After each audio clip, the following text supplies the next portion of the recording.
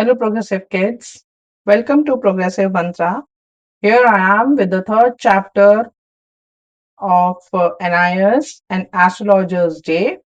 Fine. Now, in this chapter, we are going to go a bit deep and understand the concepts easily. Before that, हम कुछ की points को ध्यान रखेंगे, उसके बाद हम आगे चलेंगे. Fine. Now this is going to be a mix of Hindi and English, जिससे आप लोगों के लिए थोड़ा इजी हो जाए समझना.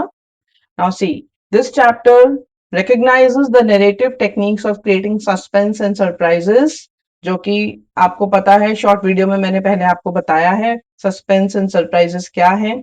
Then discussions about how superstition is religion of feeble mind. Feeble mind वो लोग होते हैं जो easily carried away हो जाते हैं, बातों में आ जाते हैं किसी की भी.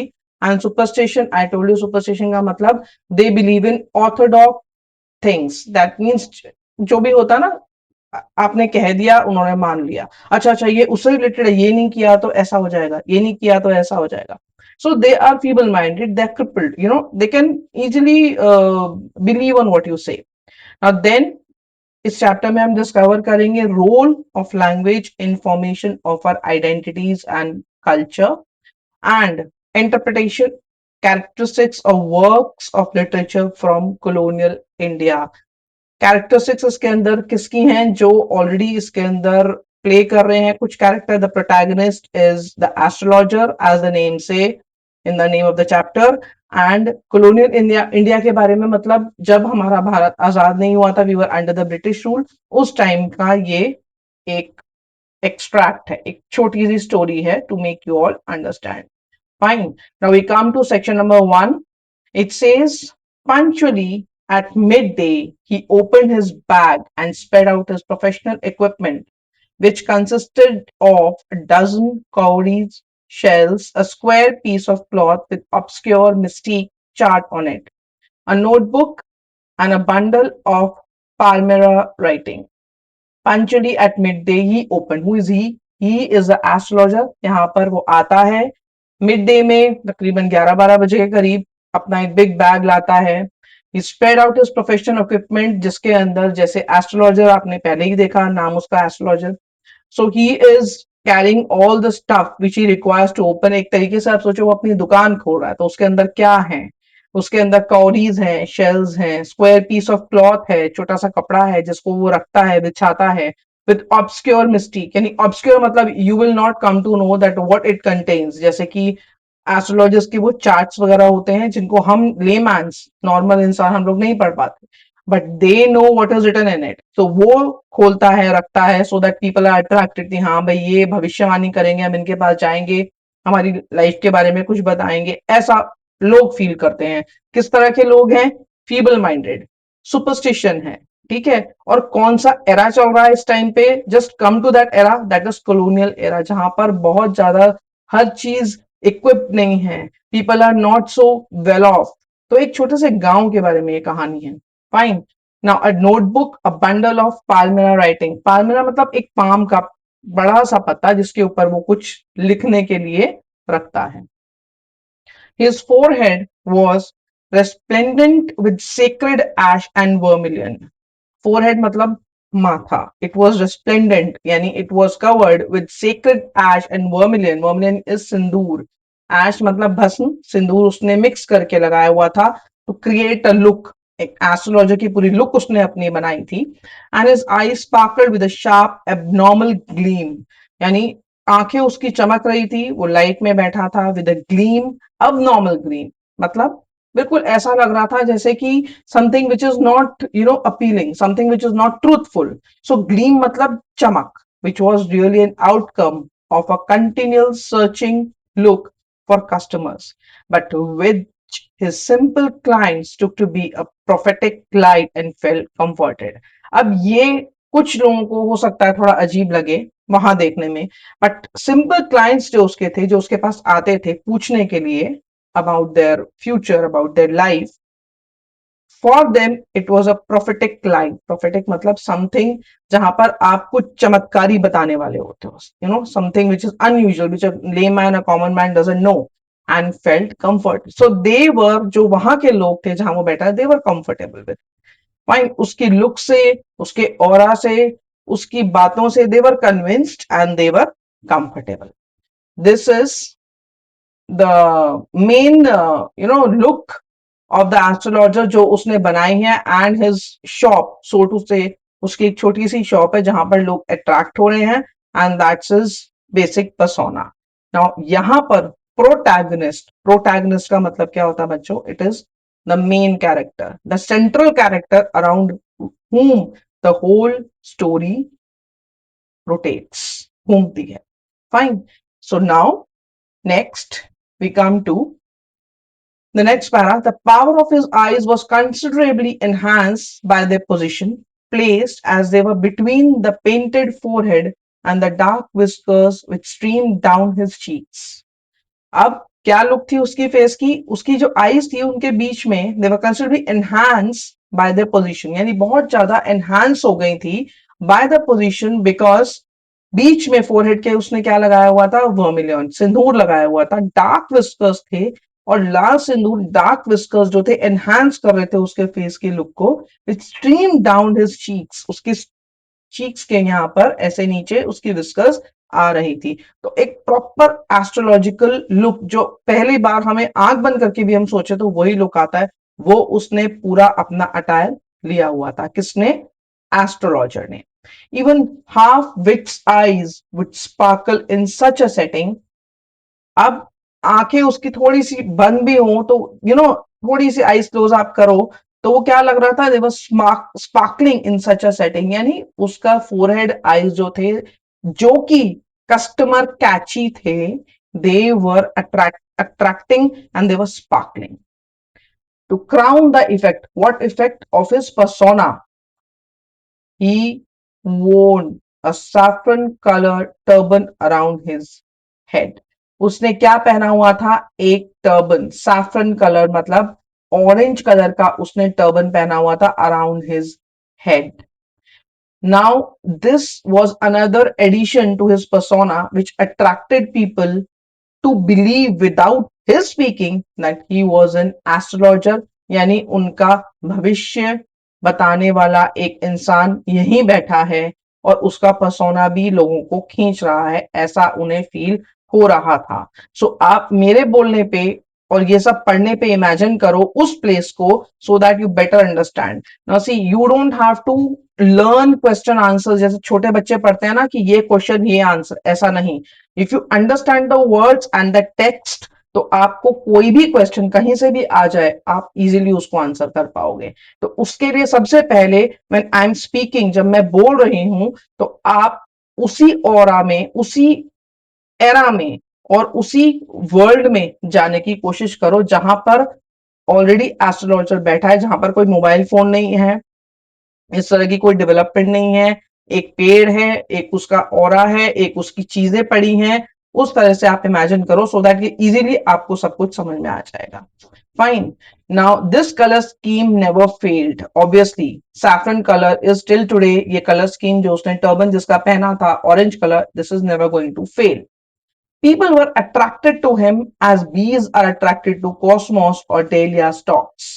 लोग उसकी तरफ अट्रैक्ट हो रहे थे. क्यों हो रहे थे? सबसे पहले उसे यह पता था उसका ऑरा ही अट्रैक्ट करेगा, उसकी पर्सनालिटी ही अट्रैक्ट करेगी.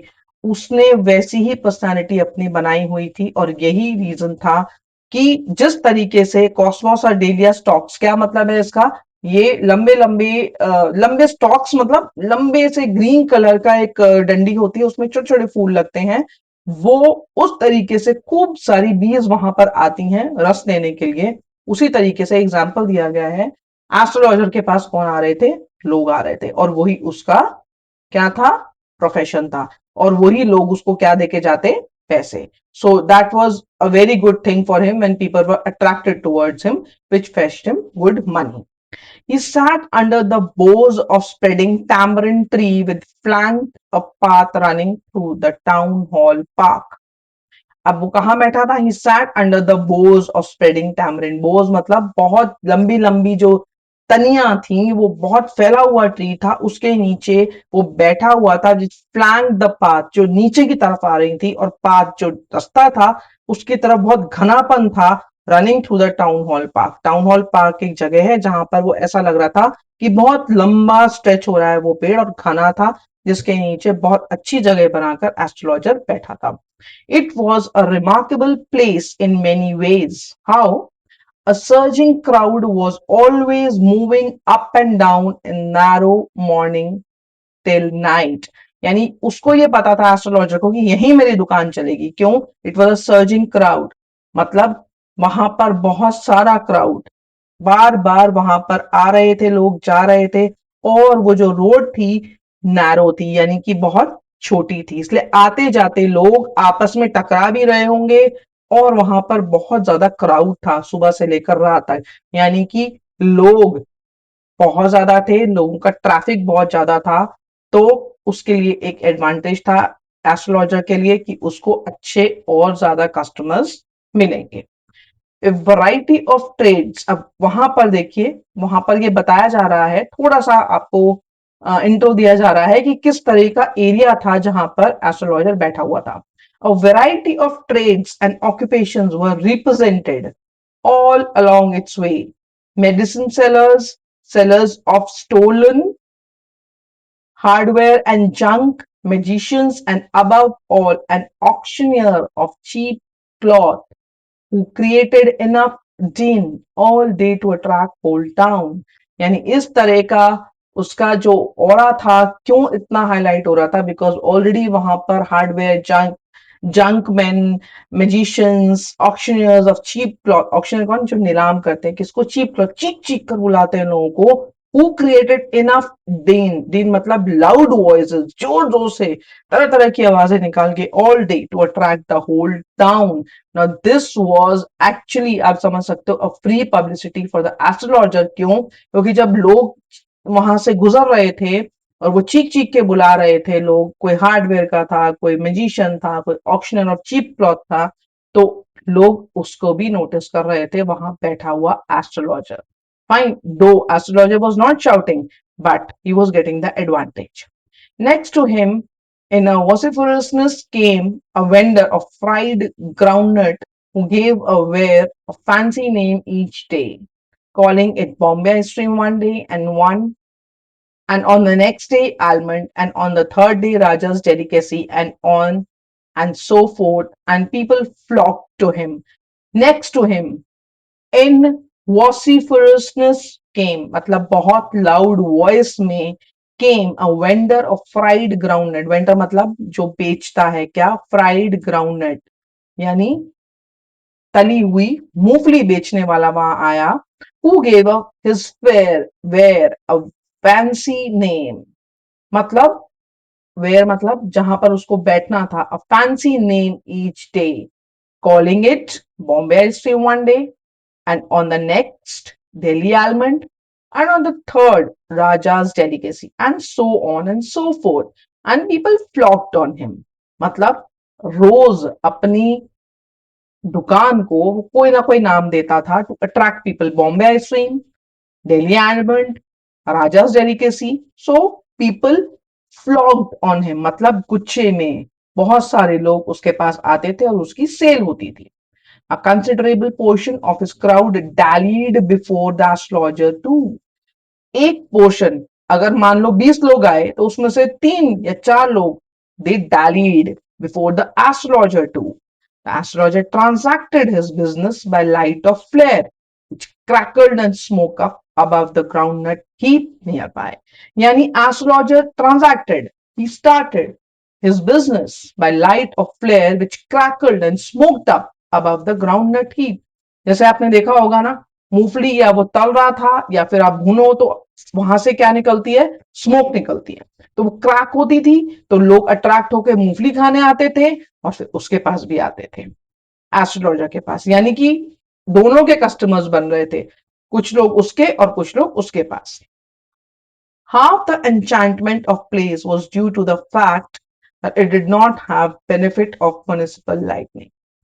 अब आधी एंचांटमेंट मतलब वहां पर वो जो जगह थी उसकी जो एंचांटमेंट थी, it was due to the fact that it was did not have the benefit of municipal lightning. वहां पर कोई म्युनिसिपल लाइटनिंग नहीं थी. मैंने आपको पहले ही बोला ये कॉलोनियल एरा की बात हो रही है, तो इतनी एडवांसमेंट उस एरिया में नहीं है, यानी वहां पर कोई म्युनिसिपैलिटी ने लाइट नहीं लगाई हुई है. The place was lit up by shop lights, यानी जो शॉप की लाइट्स थी वहां पर उनकी लाइट जितनी भी आ रही थी मिलके उस जगह पर वो एस्ट्रोलॉजर बैठा था. One or two had hissing gas lights. Some had naked flares stuck on poles. Some were lit up by old cycle lamps, and one or two, like the astrologers, manage without lights of their own. So hissing gas lights मतलब जब आप वो gas lights वगैरह चला रहे थे shopkeepers वगैरह, तो आवाज आ रही थी उसमें. सम हैड नेकेड फ्लेयर्स, कुछ की लाइट जो थी उनमें कवर भी नहीं था, स्टक ऑन द पोल्स पे लगी हुई थी. Some were lit up by old cycle lamps, ये लाइट का प्रोविजन था. एंड वन और two like the astrologers manage without lights of their own, यानी एस्ट्रोलॉजर के पास अपनी लाइट नहीं थी, उसके पास जो भी लाइट आ रही थी शॉप से आ रही थी, जो भी शॉप्स आसपास थी, और थोड़ी बहुत उसके पास आ रही थी जो जो ये ग्राउंड नट बेच रहा था उसके पास से. सो एस्ट्रोलॉजर के पास अपनी लाइट नहीं थी, उसके पास लाइट कहां से आ रही थी, शॉप से आ रही थी. ठीक है, जो आसपास शॉप्स थी उनकी लाइट उनको मिल रही थी. It was a bewildering crisscross of light rays and moving shadows. यानी लाइट रेज जो थी वो क्रिस क्रॉस आ रही थी, क्योंकि actually municipal light was not there, full fledged light was not there. कहीं पर ज्यादा लाइट, कहीं पर कम लाइट, तो क्रिस क्रॉस होकर लाइट्स जो थी वहां पर पड़ रही थी जहां एस्ट्रोलॉजर बैठा हुआ था. This suited the astrologer very well for the simple reason that he had not in the least intended to be an astrologer when he began life. इस बात पे आप ध्यान दो, पहले भी मैंने समरी वीडियो में बताया है कि वो by his forefathers by profession initially astrologer नहीं था. He was least intended to be an astrologer when he began his life. When he understood that he has to earn his bread, तो उसको astrology नहीं करनी थी, उसको भविष्य नहीं बताना था लोगों का. तो उसे क्या करना था वो उसे नहीं पता था, लेकिन उसे बनना पड़ा astrologer. He was a tiller, he was tilling the land as the profession of his forefathers. He knew no more of what was going to happen other than he knew what was going to happen to himself next minute. उसे कुछ नहीं पता था अपने बारे में, अगले ही पल उसके साथ क्या होगा ऐसा भी उसको नहीं पता था. He was as much stranger to the stars as were his innocent customers. यानी कि he was not a learned astrologer, he was very very unaware about the fact that he can tell the future of people. About he can read the stars, he can read the nakshatras. ऐसा कुछ नहीं उसको आता था, वो भी customers जैसा ही था, लेकिन उसे एस्ट्रोलॉजर बनना पड़ा. क्यों बनना पड़ा ये आपको हिंट है पहले वीडियो की वजह से. अब ये चीज आपको और अच्छी तरीके से समझ में आएगी. Yet he said things, yet he said things which pleased and astonished everyone. ये उसकी कला थी, ये उसकी स्किल थी, उसकी नॉलेज नहीं थी. उसके पास ये कला थी कि जब वो कुछ बोलता था तो लोग हैरान हो जाते थे और प्लीज हो जाते थे, और साथ साथ कन्विंस भी हो जाते थे कि हाँ ये जो बोल रहा है सही बोल रहा है. क्यों? फीबल माइंड थे बेचारे, सुपरस्टिशियस थे, उसकी बातों पे बिलीव कर लेते थे वो. That was more a matter of study, practice and shrewd guesswork. That means he was shrewd, he was not at all truthful, he was working on guesswork. So जहां तुक्का लग गया ठीक है, नहीं तो ओके. आई मीन एस्ट्रोलॉजी ये नहीं, अभी भी आपको कोई एस्ट्रोलॉजर बात करेगा तो वो यही बोलेगा ना कि ऐसा हो सकता है, ऐसा नहीं भी हो सकता. तो ऐसा हो सकता है और नहीं भी हो सकता पे अपना ब्रेड अर्न कर रहा था. दो again I'm saying he was not a born astrologer. Now we come to the next thing. All the same, it was as much as honest man labor as any other. He deserved the wages he carried home at the end of the day. लेकिन उसने ऐसा अपने आप को समझाया हुआ था, he believed, वही उसका ऑरा रिफ्लेक्ट कर रहा था कि मैं सुबह से शाम तक आके अपनी दुकान पे बैठता हूँ, मैं अपनी सर्विस देता हूं, देन आई डिजर्व वेज।